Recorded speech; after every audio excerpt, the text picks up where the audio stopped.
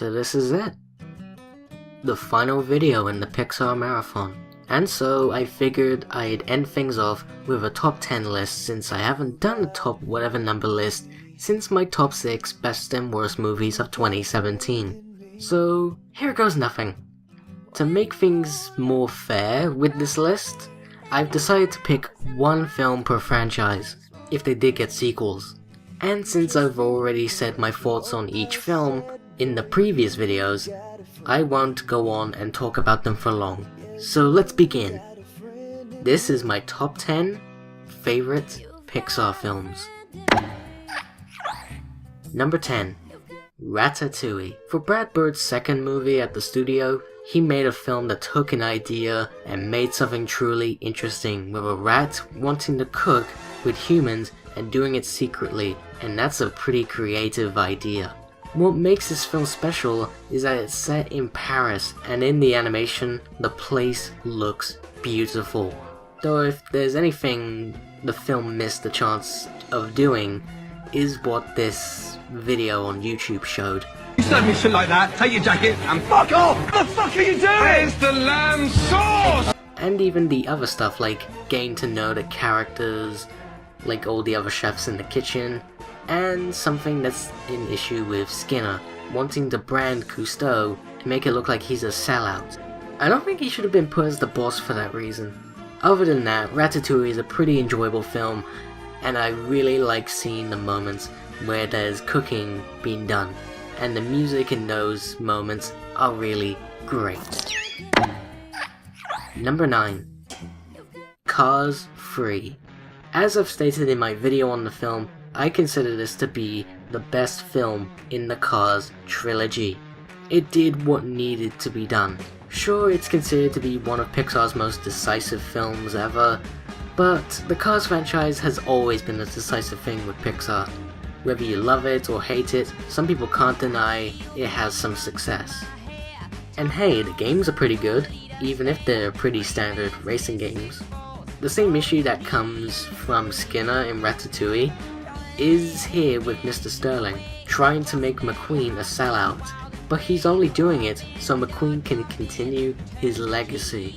Yeah, I don't like it though. Even Jackson Storm can be a douchebag like Chick Hicks and Francesco, but Storm is least awful as a douchebag. So in basic points, Cars 3 is the best film in the trilogy as stated before, and I would watch it again. Number 8. Finding Nemo. Pixar's 5th film is something truly beautiful, as this is the best film set in the ocean I've seen. It brings the adventure aspect I love in films, and has a lovely few moments of a daddy and a son clownfish, with other great and funny characters thrown into the mix, and with the most beautiful looking animation set in the ocean, and music that fits the atmosphere of where the characters are and what's going on in the film. Very enjoyable and emotional, at Pixar's very best. Number 7. Monsters Inc. The idea of monsters using screams from children as their energy source is a great idea. Even when kids are scared of monsters, while the monsters are scared of kids if they're in their world. And I know I usually say the plot twist thing with Pixar films are pretty standard, especially since Disney took the idea a lot. Thank God Wreck-It Ralph 2 isn't getting this issue. But I think the one we had in this movie still holds up since it was one of few films to do it right. With really well detailed animation that still holds up in my opinion. Monsters Inc. is a great movie for any little monsters. You know, that wasn't very funny. Number 6. Toy Story 2. Yeah, it's always kind of a controversial-ish topic to pick which Toy Story film is the best one. Most of the time it leads to either Toy Story 2 or Toy Story 3. While I did think Toy Story 3 is a great movie, I found more enjoyment from Toy Story 2 since some parts of the third film felt like the second film. I will say the third one did have a more powerful ending and a better animation and music, but Toy Story 2 has better character development and a better story. and it's mainly the story and characters that make me like a sequel more to a predecessor or a later film. And plus, I always have a soft spot for the animation and the music in this movie compared to number 3. Not number 3 on the list, I'm talking about Toy Story 3. And that Buzz Lightyear opening, I just love it. Seriously, give us a Buzz Lightyear game like this, instead of a level in one game or a bonus mini game in a different version. Anyways, basically, Toy Story 2 in my opinion is the best film in the Toy Story trilogy. All that's left now is to see where I'll rank Toy Story 4. We'll find that out next year. Number 5. Up. A brilliant adventure film that even took it in a whole new direction, with doing stuff out of the ordinary by having it centered on an old man and what I think is the best kid character from Pixar. Even a new take on a talking dog. They did the right thing changing the cliched things with films like this, or what kind of characters they are, and topped off with some top-notch animation and fantastic music score. With all of that can possibly make you a bit emotional. Perfect for anyone who wants a different take on adventure films. Number 4. WALL-E.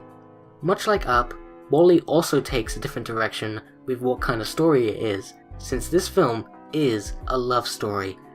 And what makes it different to other love stories is that it has some sci-fi stuff, and it's the love between the two robots, WALL-E and Eve. One that was created to clean the earth while humans were away in space, and one that was to scan for any lone life on Earth. Some moments are funny, some moments are suspenseful, some moments are romantic, and some moments were emotional. I've talked about Pixar films being emotional a lot, haven't I? But that's the thing, they know how to do that, and that's why I like these movies. Anyways, I've gotten my points out of the way. You know the drill. Want the full thoughts on it? Watch the review. There will be a playlist in the description. Number 3. Coco. Lee Unkrage's best film yet. The guy may have only done 2 films, Toy Story 3 and Coco, but he knows what he's doing. I think he should have started with an original film instead of a sequel as his first movie. But at least he had the chance to do both. I will say this is the most magical film he's done so far. I hope he gets to do more original films in the future. Coco is a beautiful film set in Mexico and the land of the dead. So much detail went into this to have the Mexican culture, which is something really spectacular. I laughed, I cried, I was on the edge of my seat. I had a blast with this film. A must watch if you haven't watched it already. Number 2. The Incredibles and Incredibles 2. I'll be honest, I couldn't decide which film is better as I think it's just as great as each other.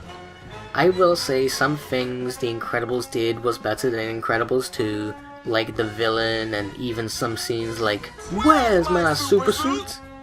But some things in the second movie did it better, like the animation, the music, and even some action sequences being better. But I still have a soft spot for them in the first movie. So I'd say I like both films the same amount. The best original superhero movie and the best sequel from Pixar are together, and that's really amazing. And Incredibles 2 is so close to reaching $1 billion in the worldwide box office. And my number 1 all-time favorite Pixar film is Inside Out. Pete Docter has to be the best director at Pixar, since all 3 of his films he has directed has shown up on this list, and each one got better and better each time. He really wanted to make something amazing, and in my opinion, he has made my absolute favorite Pixar movie of all time. I laughed, I cried, I love everything about Inside Out. The story, the characters, the music, the animation. I wouldn't mind if we do get a sequel to Inside Out. See how the emotions deal with being a teenager or an adult. Maybe at some point in the future. Who knows? Inside Out. The best Pixar movie, in my opinion. And so, this now marks the end of the Pixar Marathon. I want to thank you all for joining me in this marathon, explaining my thoughts on all things Pixar. I know there's some things I haven't talked about, like the games, but that'll be on my gaming channel, on their own time, and even the animated stuff for TV ads or whatever, or even the behind the scenes stuff to their films. But you can already tell what I think of those. Ads, harmless. Behind the scenes stuff, loved them. I'm really happy I got to do this marathon. I've been wanting to do this since 2012, and now I finally did it. So thank you all for sticking around, and now it's time to go back into normal videos. Take care, everyone.